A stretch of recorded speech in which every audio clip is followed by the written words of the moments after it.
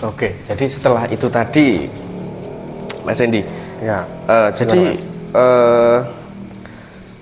apa visi misi dengan terbentuknya kelompok Bolofarm ini, Mas Endi? Oke. Jadi visinya itu adalah bertani secara efektif dan efisien. Bertani secara efektif dan efisien. Iya benar Oke. Mas. Jadi selama ini kan kalau kita lihat rumor-rumor atau kita lihat ya petani-petani di atas kami, di atas kita ini, Senior lah kita ya. ini kan, kalau cerita itu kan tanam cabai itu modalnya gede gitu kan.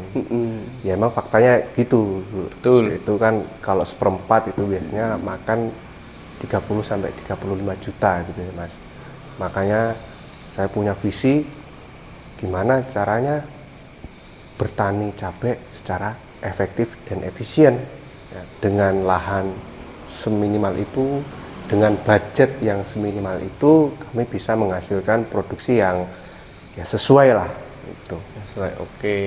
Dan juga bisa menumbuhkan minat bertani untuk teman-teman kalangan muda itu Ya ya. tentunya Jadi ya. gitu Mas Agung. Karena apa ya? Ya karena orang itu kan mikirnya nanam cabai itu kan susah, Betul, mahal itu kan. mahal. Tapi dengan kelompok ini kan kita sampaikan, ayo kita punya wadah nih biar bertani itu efektif dan efisien. Nah, itu seperti apa? Itu tadi akan biayanya. Kalau kita lihat dulu bisa sampai 30-35 juta, ini kami udah berjalan sekitar 3 tahun. Kita bisa ngepres itu Mas. Jadi kita Memangkas sekarang, gitu ya. memangkas cost produksi itu yang tadinya sampai 30-35 juta menurut mereka.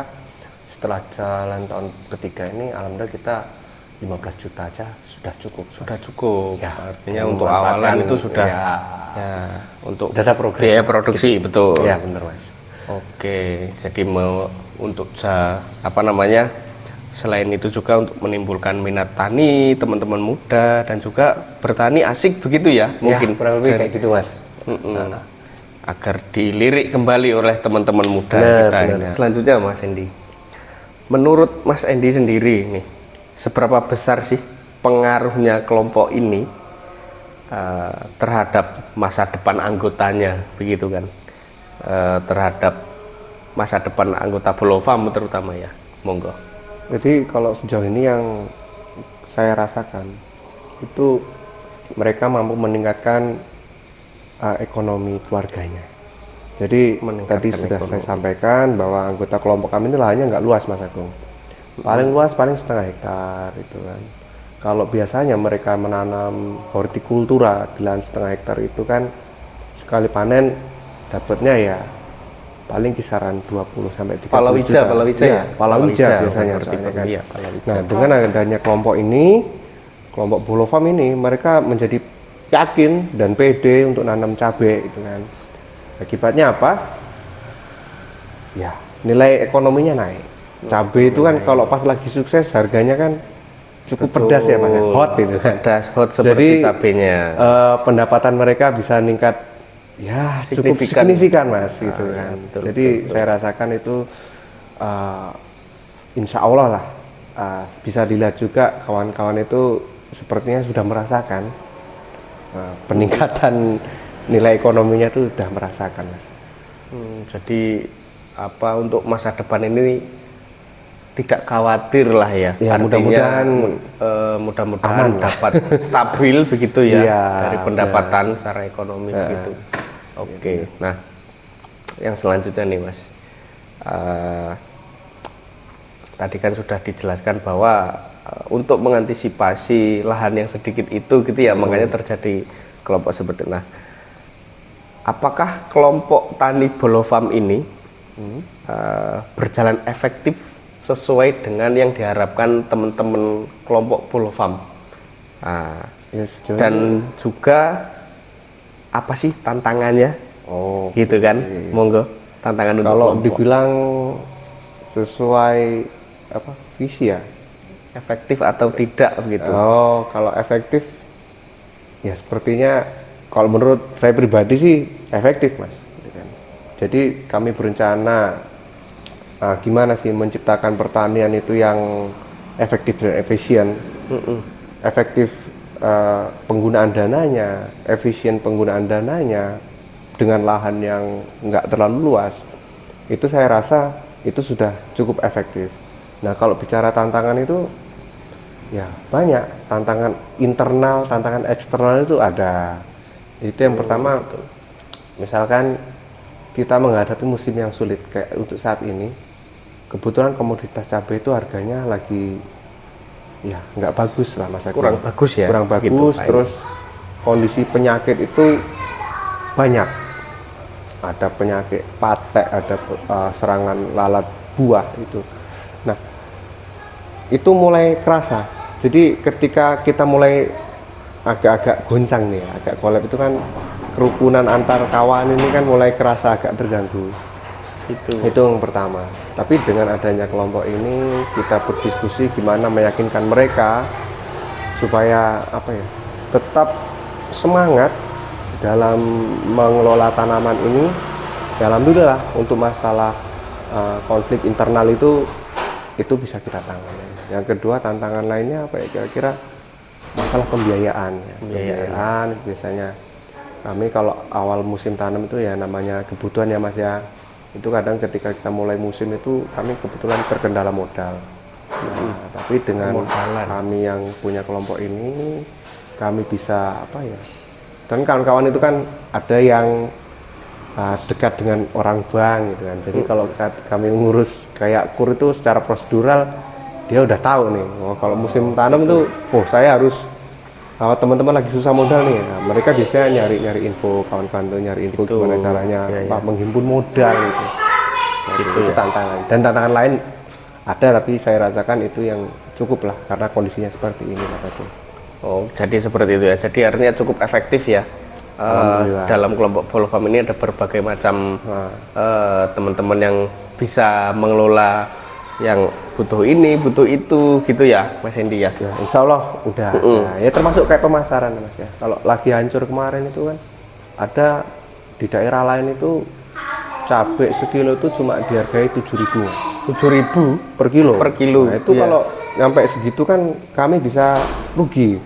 Nah dengan kami itu ya walaupun secara nggak langsung karena kawan-kawan ini sadar, mereka itu terus berupaya memasarkan lah Mas. Jadi kita berusaha memotong rantai distribusi gitu kan. Kalau kita selama ini kan petani tengkulak bawa ke pasar, baru ke pedagang sayur. Nah itu panjangan rantai, akhirnya apa? Harga beli di petani murah, harga jual di konsumen mahal.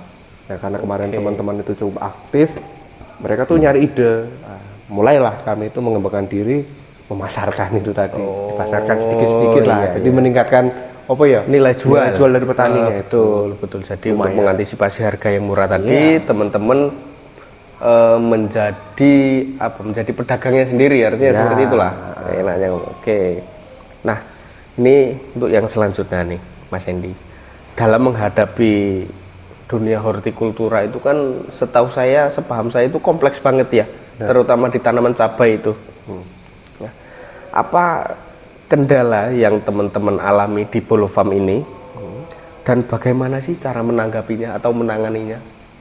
Ini kalau di dunia pertanaman kayak yang sekarang ini tadi ya, itu yang pertama harga tadi ya, kebetulan contohnya tadi satu itu ketika harga hancur di tengkulak, teman-teman tuh udah mulai bisa menyiasati. Nah, sekarang kan ada media sosial ya Mas ya, kita bisa jualan lewat secara online, itu cukup membantu, lumayan lah, selisihnya lumayan, itu pertama. Kalau dalam proses fase penanamannya, kendala-kendala itu misalkan ada hama itu, kami ini mencari solusi seefisien mungkin. Nah contohnya ini, kalau dulu tuh kan orang-orang itu dalam penggunaan pestisida itu apa ya, tanpa hitungan Mas, tanpa perhitungan.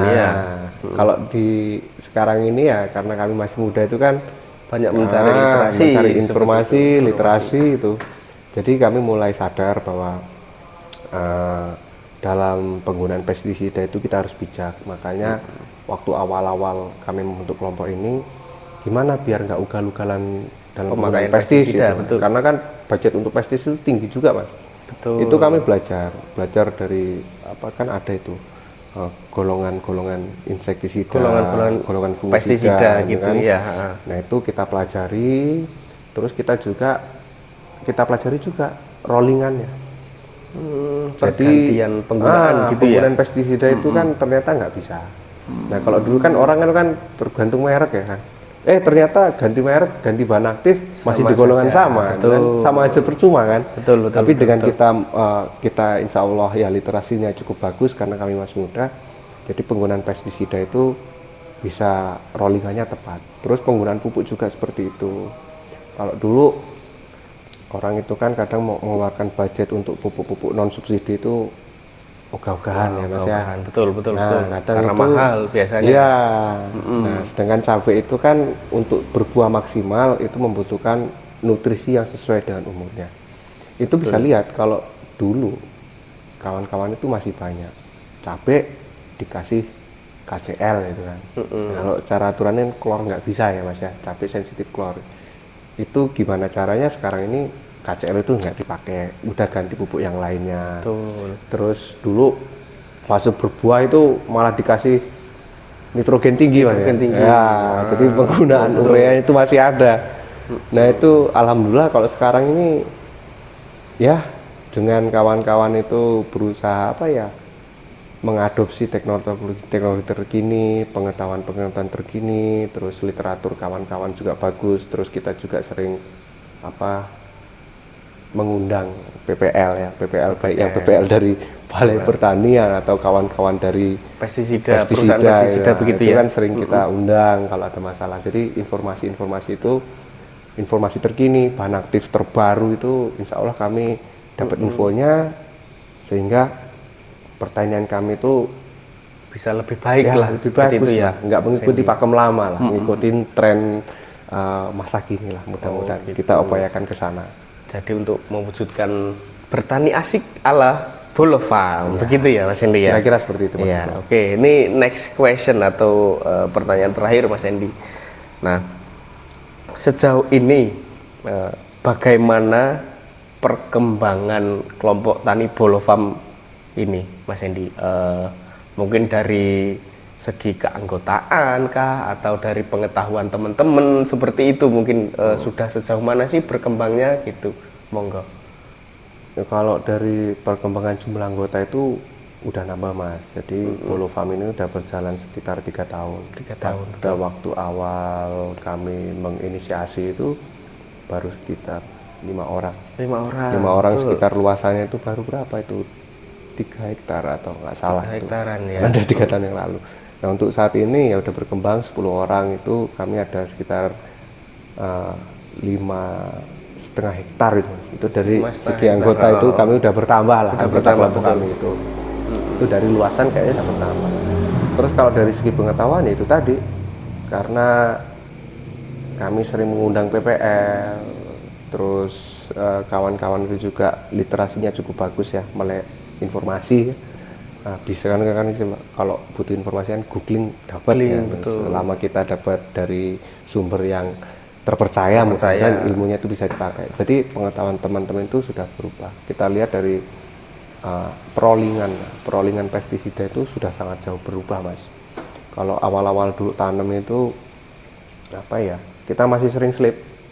Nah, ternyata udah rolling, nggak taunya masih di golongan yang sama atau bahkan bahan aktifnya sama begitu ya, banyak terjadi. Ada itu sebagian itu yang agak-agak ini itu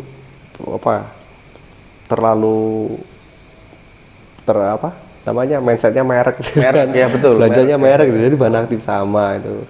Jadi teman-teman itu masih ada ya dulu pertama-tama kayak gitu. Kalau sekarang itu alhamdulillah perollingannya sepertinya sih sesuai lah Mas. Itu kalau sama perollingan itu fake impact ya kalau fake impact ya betul. Sesuai sama fake impact itu kita ada bukunya itu Mas.